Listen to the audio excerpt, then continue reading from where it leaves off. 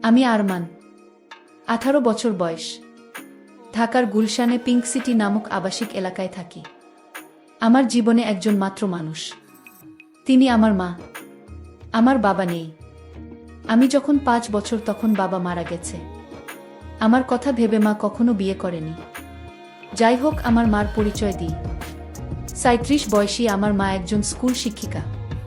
তাও যেমন তেমন নয়, বাংলাদেশের 1 নম্বর English medium school and college স্কলাস্টিকার শিক্ষিকা আমার মা। আমার মা প্রচণ্ড স্মার্ট একজন নারী। সব কাজে সে পারদর্শী। আমিও ওই কলেজেই পড়ি।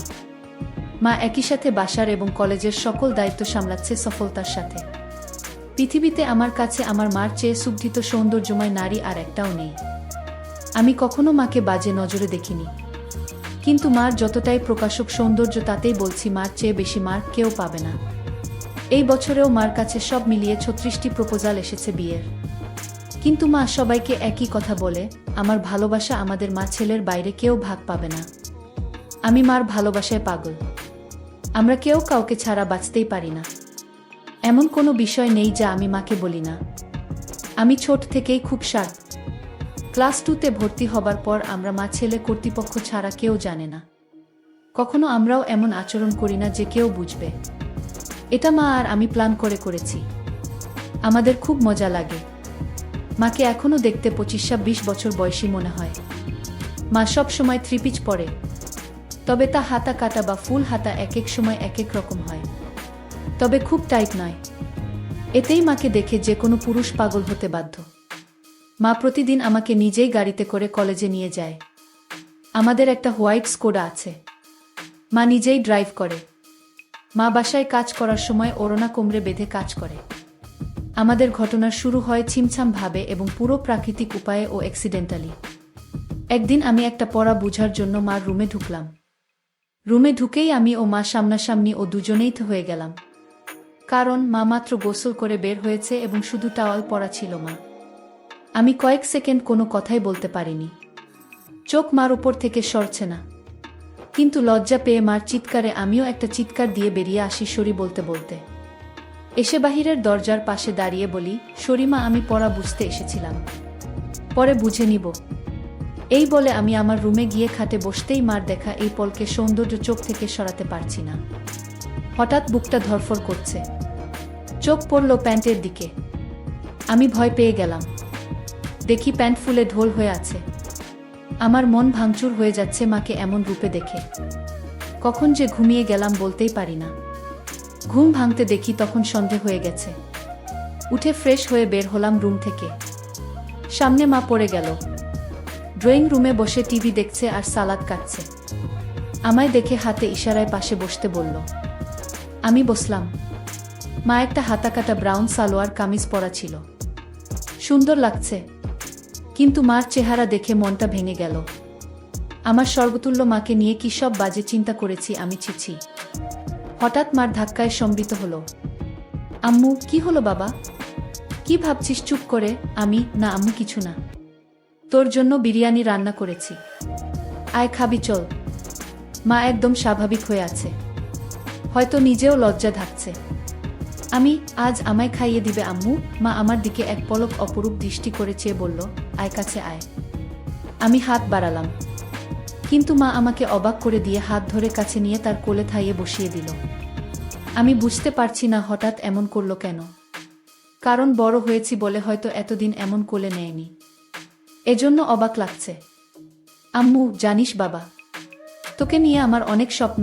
আমি জানি মা, আমি বড় মানুষ হয়ে দেখাবো। আম্মু, তুই বুঝছিস না। আমি চাই না তুই টাকা পয়সা কামানোর জন্য জীবন পানসে করিস। আমি মানে? আম্মু মানে হলো কখনো টাকার পিছনে না ছুটে খুশি থাকতে চেষ্টা করবি। টাকা এমনি আসবে। আমি, ও আচ্ছা। মা আমাকে খাইয়ে দিল। এমন মাসুম মার প্রতি রাতে কি নাকি ভেবেছি আমি, ছি। ভেবেই খারাপ লাগছে। আমরা যে যার রুমে গেলাম ঘুমাতে। সারারাত নিজেকে দুষেছি আমি। 2 দিন মন খারাপ ছিল। এর মাঝে একদিন কলেজে যাওয়ার সময় মা বলল, কোনো কারণে কি মন খারাপ তোর? আমি, না মা। মা আর কিছু বলল না। পরদিন আমার ক্লাস ছিল না। মা গেল। হঠাৎ ফোন করলো মা। আম্মু, গোসল করে তাড়াহুড়ায় আমার কাপড় মেলতে ভুলে গেছি, একটু নেড়ে দে প্লিজ। আচ্ছা মা। আমি মার রুমে গেলাম, গিয়ে বালতি নিয়ে ছাদে যাই। নাড়তে গিয়ে প্রথমে ছিল কামিজ, তারপর সালোয়ার, এরপরে বাকিগুলোও দেখি। দেখে আমার বুক ধরফর করতে লাগে। দেখলেই বোঝা যাচ্ছে এটা নামিদামি ব্র্যান্ডের। হাতে তুলতে হাত কাঁপছিল। আর কি সুন্দর ঘ্রাণ ওগুলো থেকে, কি বলবো। আমি হতবিহ্বল হয়ে গেলাম, কারণ পৃথিবীতে 700 মিলিয়নে একজনের ভাগ্যক্রমে একই সাইজের হয়, আর তা আমার মার ভেবেই মাথা নষ্ট হয়ে গেল। পাগল হয়ে যাব মনে হয়, এমন দশা। আমি কোনোমতে ওগুলো একটা সাইডে নেড়ে দিলাম যেন বাহিরে কার চোখে না পড়ে। দৌড়ে রুমে এসে পড়ি।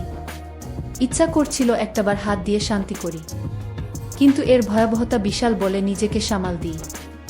এরপর ইন্টারনেটে দেখতে লাগলাম এসব চিন্তা নিয়ে। দেখি অসাধারণ বিষয়। স্বামী মারা গেলে ছেলেই মায়ের দায়িত্ব নিবে এবং সব খেয়াল রাখবে, তা শারীরিক মানসিক সব হতে পারে, এটা বেদে লেখা। নারী অন্য কোনো দেহের সাথে জড়াতে না চাইলে বাসনা পূরণ করা সন্তানের দায়িত্ব। আমি কি করব বুঝতে পারছি না। এসব ভাবতে ভাবতে ঘুমিয়ে গেলাম। উঠলাম মার ডাকে। দেখি মা সামনে দাঁড়ানো। বসলো বিছানায় ও আমার মাথায় হাত বুলিয়ে বলল, ঘুম হলো সোনা? আয় খাবি আয়। আমি উঠে গেলাম ডাইনিং রুমে। মা চা বিস্কিট এনে বলল, চল ছাদে বসি। আমরা ছাদে বসলাম। গিয়েই মা কাপড় দেখে বলল, আমি আজ ভুলেই গেছিলাম। এই রে আমার ওই কাপড়গুলো কোথায়? আজ কি ধুইনি নাকি? না মা, ওই পিছনে আছে। এমনভাবে বলল যেন ছেলের সামনে এগুলো কোনো বিষয় না। মা সব কাপড় তুলে হাতে নিল। আম্মু গরমের ছুটিতে দিয়ে দিল। বলো কোথায় যাবে ঘুরতে? আমরা তো বাসায় সময় কাটাই না, চলো এই ছুটি বাসায় নিজেদের সময় দিই। মা অপলক তাকিয়ে আছে আমার দিকে। কি মা? ভুল বলেছি। মা আমার গালে হাত বুলিয়ে বলল, কোনো ভুল বলিস নি সোনা, তুই অনেক বড় হয়ে গেছিস বাবা। Love you baby. বলেই মা আমায় জড়িয়ে ধরল। এটা অবশ্য সব সময় হয়, কিন্তু আজ ভিন্ন একটা ঘ্রাণ আসছে মার গায়ে। এটা মমতা আর কি একটা ভিন্নতা বুঝলাম না। তো পরদিন আমি টিভি দেখছি আর মা ঝাড়ু দিচ্ছে। আমি দেখলাম মা আজ ওড়না পরেইনি, আর ঝাড়ু দেওয়ার সময় সব ঝলক দিচ্ছে। আমি জানি না কেন চেয়ে চেয়ে মাকে দেখছিলাম। হঠাৎ একবার আমিও মার দিকে তাকালাম, মাও তাকালে, চোখাচোখি হলো। আমি খুব ভয় ও লজ্জা পেয়ে গেলাম। মা না জানি কি ভাবছে। আমি আর তাকালামই না। ভয়ে ভয়ে আছি, কি যেন বলবে আমাকে। এমন সময় কাজ শেষ করে এসে মা পাশে সোফায় বসল, আমার গা ঘেঁষে আমার কাঁধে হাত রেখে। আমি ভয়ে কাঁপছিলাম। মা বলল, আরে কি দেখছো এসব? চলো রেসলিং দেখি। তুমি দেখো না? আমি অবাক হলাম। আমি রেসলিং দেখে না। আমি মাথা নেড়ে না বললাম। মা বলল, বিয়ে ম্যান, এ যুগে রেসলিং দেখো না তা হয়? দাও রিমোট দাও। মা রিমোট নিয়ে চ্যানেল পাল্টে রেসলিংয়ে দিল। আন্ডারটেকার আর ট্রিপল এইচের খেলা চলছিল। মা এত মজা করে দেখছিল যে আমিও কেমন ঘুলে মিলে গেলাম।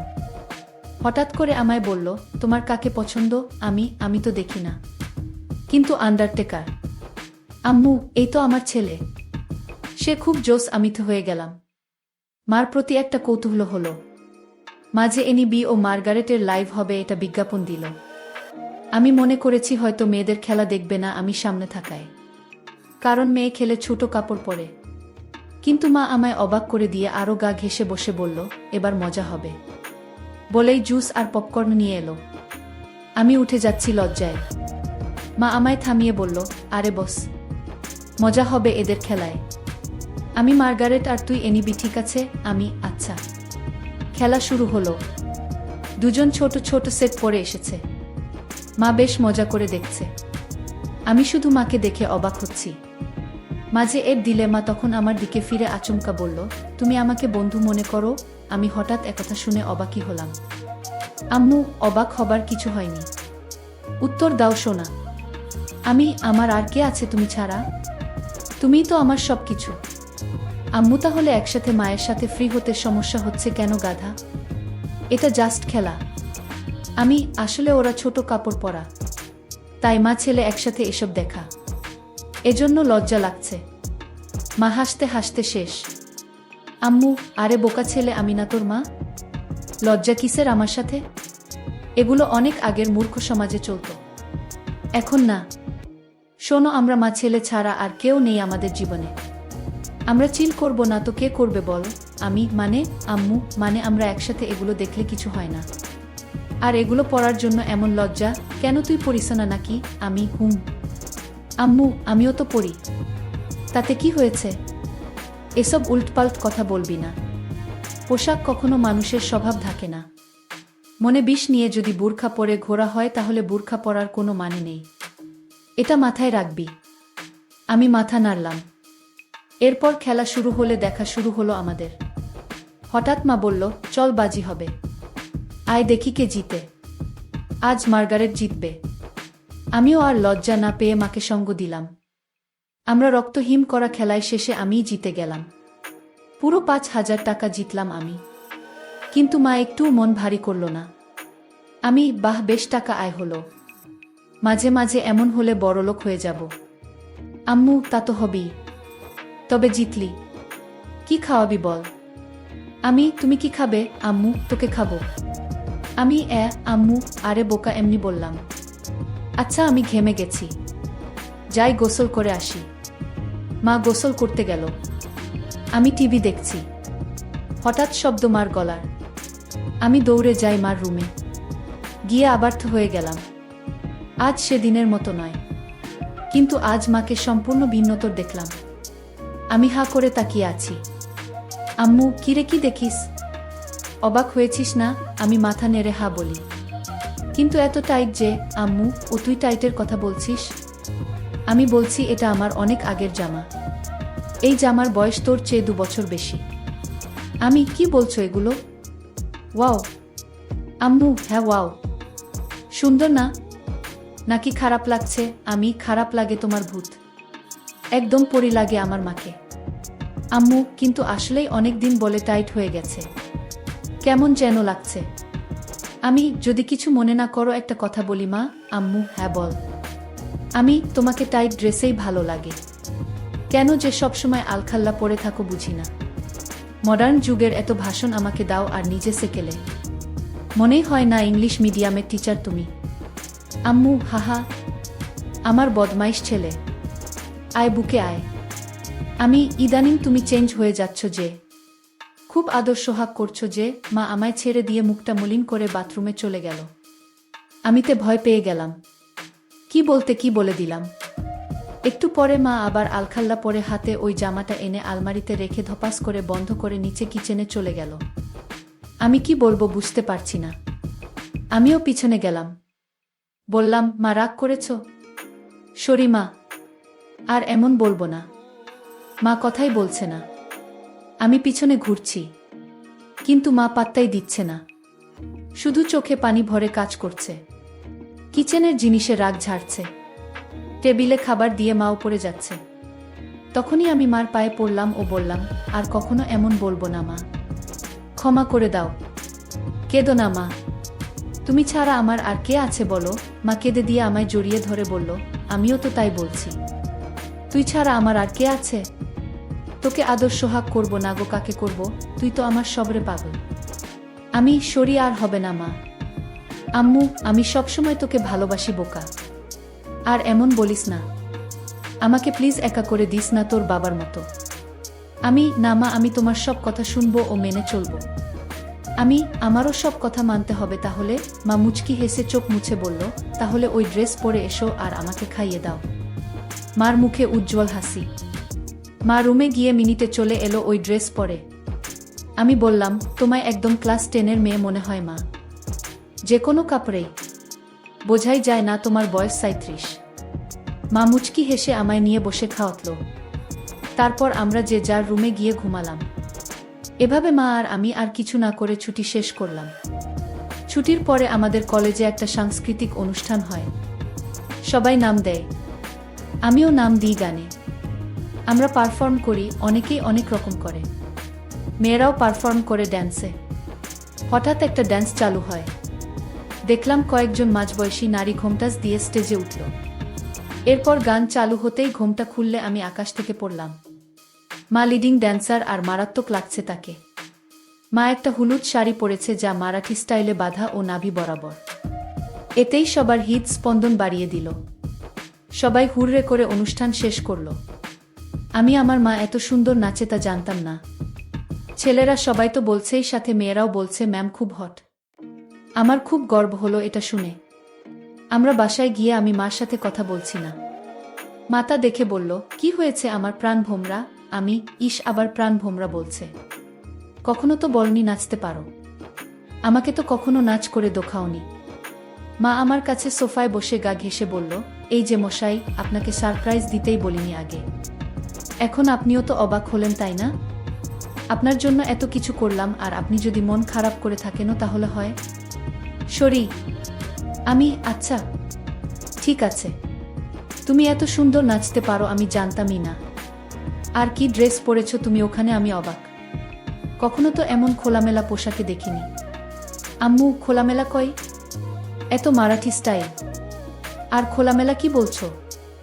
আমাকে কি খুব খারাপ লাগছিল? আমি, নাউজুবিল্লাহ। তোমাকে আর খারাপ লাগবে তা অসম্ভব। পৃথিবীর সবচেয়ে সুন্দর নারী আমার মা, আর তাকে খারাপ লাগবে? তোমায় মারাত্মক লেগেছে মা। মা আমার গাল ধরে বলল, থ্যাংক ইউ আম্মু। মা, একটা কথা বলি? আম্মু, হ্যাঁ বল। আমাকেও একদিন নেচে দেখাবে প্লিজ? আম্মু, তুই আমার নাচ দেখবি? ভালো লেগেছে। আমি ভাবতেও পারিনি এত সুন্দর নাচ তুমি। আজ সবাই তোমার প্রশংসা করছিল। প্লিজ মা, দেখাবে বলো না? আম্মু, অবশ্যই দেখাবো সোনা। আমার পৃথিবী তুই, আর তোকে খুশি করতে সব করতে পারবো। বল কি ড্যান্স দেখবি? আমি, যেই কস্টিউম আছে তার বিচারেই যা ইচ্ছা তোমার। আম্মু, আচ্ছা তুই বস, আমি আসছি বলে মা পালালো রুমে। একটু পরে এসে আমায় পুরো চমকে দিল। মা একটা শাড়ি পরেছে যা ট্রান্সপারেন্ট মেরুন রঙের, ফলে সব উদীয়মান। দেখে আমি সোফা থেকে দাঁড়িয়ে যাই। মা আমায় এমন উঠতে দেখে বলল, এখন আমি তোর টিচার নই বোকা। দাঁড়াচ্ছিস কেন? আমি যেন কেন বলে দিলাম, তোমায় আজকে সত্যি অসাধারণ হট লাগছে মা। বলার পর খেয়াল হলো আমি কি বললাম। জিভ কেটে বললাম, ওফ সরি মা, আমার ভুল হয়ে গেছে, আর বলবো না এমন পচা কথা। মা আর চোখে একটা চাহনি দিয়ে বলল, আমি কি হই তোর বলতো? আমি, আমার মা। আম্মু, তাহলে এমন কেন করছিস? মা নাকি তার সন্তানের কাছে সবচেয়ে সুন্দর হয়। তুইও তো বললি। তো প্রশংসা করতে এত দ্বিধা কিসের? আমি, ওই ভাষাটা বিব্রত তাই। আম্মু, চুপ করতো। কোনো বিব্রত নয়। এদেশীয় ভীত সংস্কৃতি তোর ভিতরে কিভাবে এলো বুঝলাম না। হট কোনো বাজে শব্দ নয়। যাকে যা লাগে তাই বলা উচিত, বুঝেছিস? চাইলে আরো গভীর কিছু বলতে পারিস।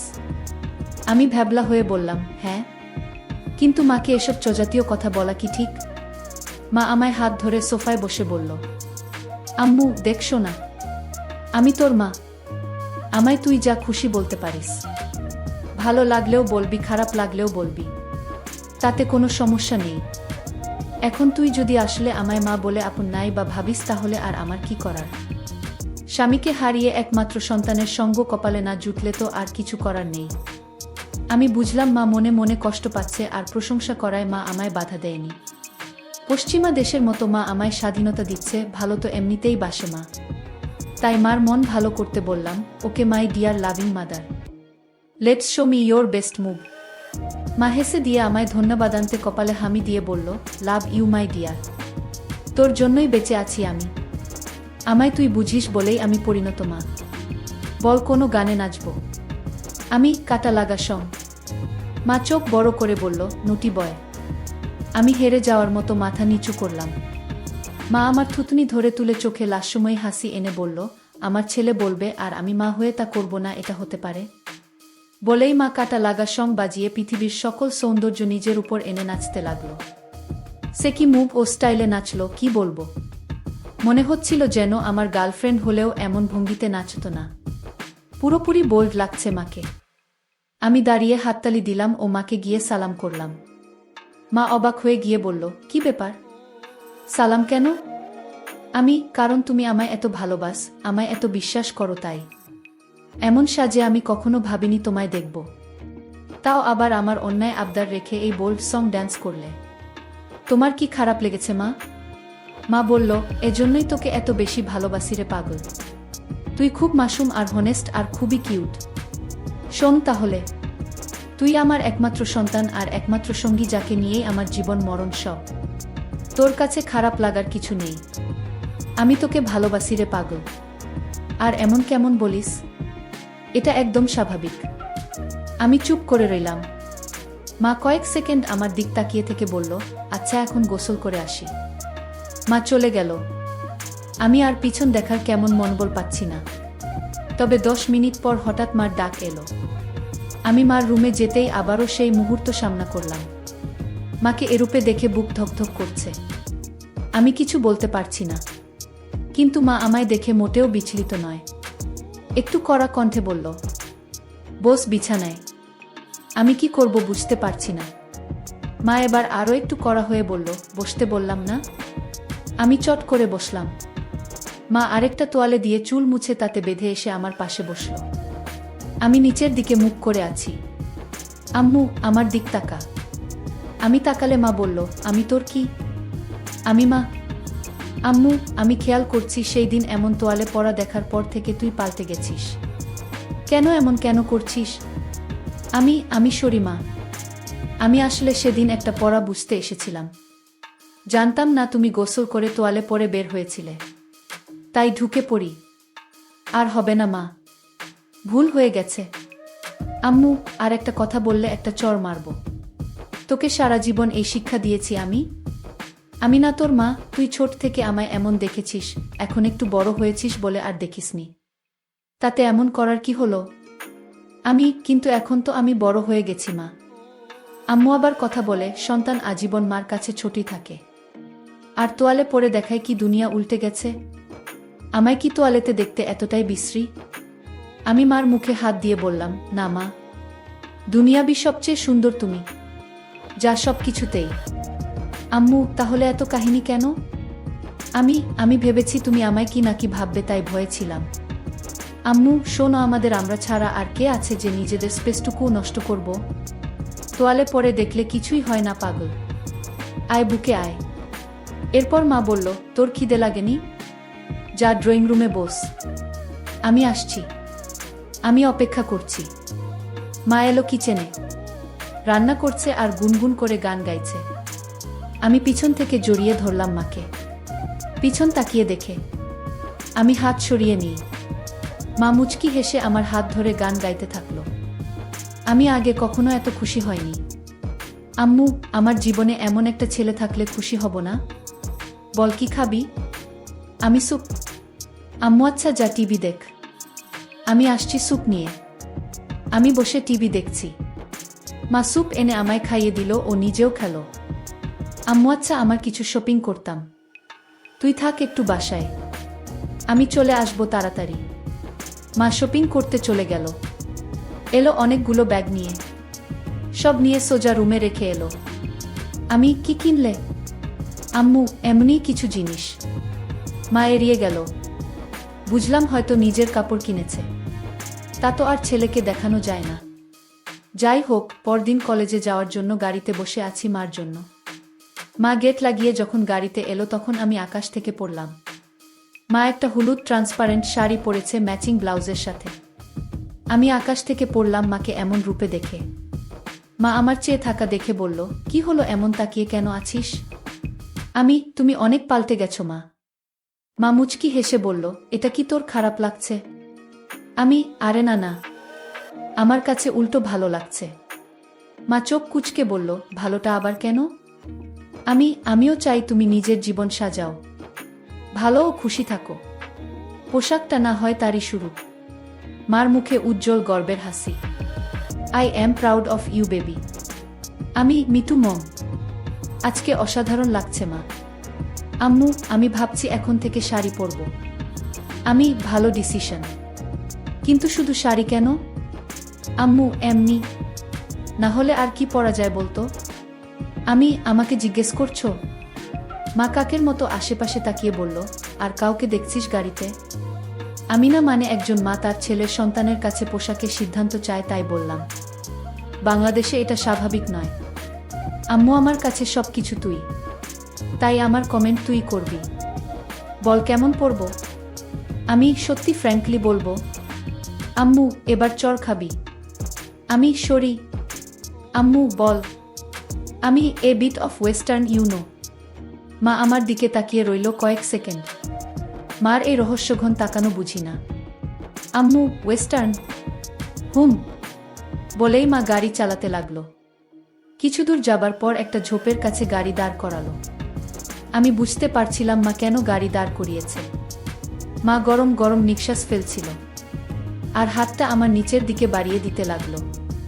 আমি বুঝতে পারছিলাম মা আর নিজেকে আটকে রাখতে পারছে না।